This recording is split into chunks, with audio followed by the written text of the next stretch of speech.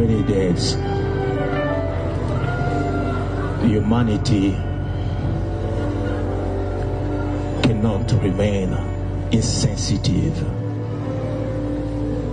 15 million people. Hello everybody, welcome once again to AfriPost. I hope wherever you're watching us from, you're doing great. Now, while the world is focused on the war that is going on in Ukraine and Gaza, something is happening in Africa that nobody is really paying close attention to. There is a serious and an active war going on in Congo. The eastern province of North Kivu has continued to face a serious challenge, that is war that is going on currently. Many people call it the genocide against the Tutsi tribes. And in fact, there are very, very sad images and videos that are coming out of that region where people are getting burned, people are getting killed just because they are from a tribe that some people feel like it should not be there. Now, Congo does not only experience this challenge of the war that is happening in North Kivu. The southern DRC region is also facing another challenge: child minors. And this is something that has been reported many times, yet still no one is really handling it as it should be, because we have young children who are orphans left to work in dangerous mines just because there are large corporations that need these minerals to make precious materials like mobile phones and even planes. I want us to watch this clip that really shook me when I watched it. Kindly watch it and then let's react to it after the video.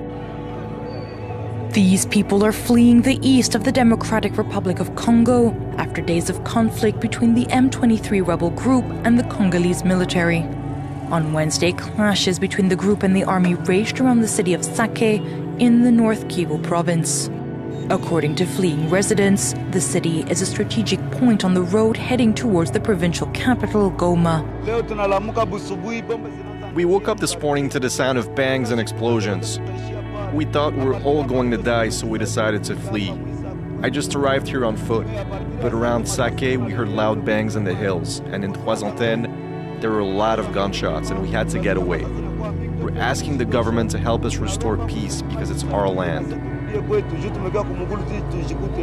According to local leaders, at least 70% of Sake residents have fled to Goma as rebels continue to advance. The latest advances from M23, who allegedly has ties with Rwanda, has internally displaced thousands of people and overwhelmed health centers. Eastern Congo has long been overrun by dozens of armed groups seeking a share of the region's gold and other resources as they carry out mass killings. Local residents say the deadly unrest has worsened in recent weeks. Despite promises to contain and neutralize M23, President Felix Tshisekedi has struggled to end the violence. Earlier this week, he promised to ensure that Goma would not fall in the rebel group's hands. Hazardous conditions. And wretched weather or not, the rush is on for a mineral the DRC has in great abundance, cobalt, and it's fast becoming more precious than gold. It's a critical ingredient in lithium-ion batteries which power smartphones and laptops. An army of children are at the heart of the mining production. Wearing no shoes and in the most wretched conditions, Dorsan is ordered to retrieve the sack he's forgotten. There's an urgency now. The rains make this dangerous work even more risky.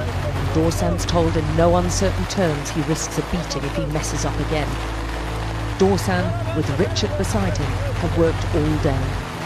They're 8 and 11 years old. Even this punishing work doesn't guarantee enough for food. Dorsan hasn't eaten for 2 days now. This is what helpless looks like. And he's one of the children making millions for multinational corporations in America and China whilst they suffer in squalor. For this, they'll get maybe 8 British pence a day. Walitusukuma tunaenda tena tunarudia. Mimi nashikia sana mkongo inauma. Mpaka mimi natumia. Mkongo nimetaka ni mbavu. The tunnels are dug by hand with no supports. They frequently collapse, especially during rain. The miners climb down using holes carved in the rock and no safety equipment. This most precious of minerals is often extracted and sorted by tiny hands. They don't wear gloves or masks, yet the World Health Organization says exposure to cobalt and breathing in its dust fumes can cause long-term health problems. We visited 5 different mines across the south of DRC and found all used child workers. Monica's the youngest worker in this group at just 4. But even those barely able to walk have lost their childhoods to mining. Natalie's 12 years. One thing that is happening is that the world is very silent about what is going on in Congo. Yet, Congo is the supplier of some of the most precious minerals that are used in making important components in the world right now. I'm sure you've seen some of the clips going around about the war in Congo and some of the images moving around about people trying to speak up against what is going on. But as it stands right now, the kind of animosity that has been created in that region has led to many people hating each other. In fact, those from the Hutus and those from the Tutsis cannot really see eye to eye because of a historical war that began in Rwanda. For me, watching that clip was very draining because as a parent, I kind of imagined what my child could be going through, especially if I was not there. And this is really something that is bad. I think international organizations and even the government should come and rescue these children out of the challenges they are going through. And one thing that is really sad here is that huge corporations that use these minerals that are being mined continue to exploit the labor of these young children, yet they are the ones that reap off a lot of profit. I don't know how they can really stomach this. I'm wondering whether if these kids were white, would they be allowed to really work in these conditions? Would they really be allowed to suffer the kind of challenges they are going through? Look at even what is going on in the eastern province of North Kivu. The M23 and the FDLR rebel group have fought, and it is a war that is continuing. In fact, during the campaigns that were going on, these issues were brought to bear, but nothing concrete has happened. The UN peacekeeping mission has been there, but no serious conclusion has come because there are those who have accused UN to be an accomplice in the challenges that are going on there. People do not trust each other. South Africa tried to bring its soldiers, but it is also accused of indiscriminate shelling that does not really spare humans. And this has led to a lot of displacement of people and even deaths. Children are remaining orphans and they have nowhere to go except to go and work in the mines that are there right now. But someone would ask, what is the genesis of this war? The war in North Kivu is something that can be traced back to the 1990s. Remember, in 1996 and in 1998, there was a civil war that happened in DRC and it led to a lot of deaths. And also remember that in the same period, there was also a genocide that happened in Rwanda, majorly between the Hutus and the Tutsis. These two tribes have been fighting over the period and there is no serious conclusion that has been there. The only thing that happens is that the DRC government continues to blame the Rwandese government.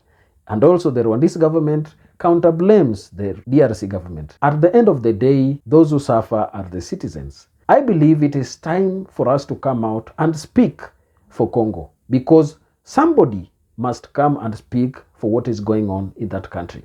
Our multinational organizations that benefit from the minerals coming from that part of the world should put a stop to the business that they're doing and call for peace in that country. And one thing that really hurts me is that I believe deep inside me that this war is not just a war that is locally funded or even locally instigated, but it is something that has come from Western powers competing for the rich mineral that is within that part of the region. You know, in many cases, just as they drew the borders to really divide us, they have been here causing chaos, causing wars, and causing instability so that we cannot really understand the value of what we have. Just imagine if Congo benefited from its own resources. Right now it has a president, just as elections were held the other day, but there is no serious use of the minerals that that country has.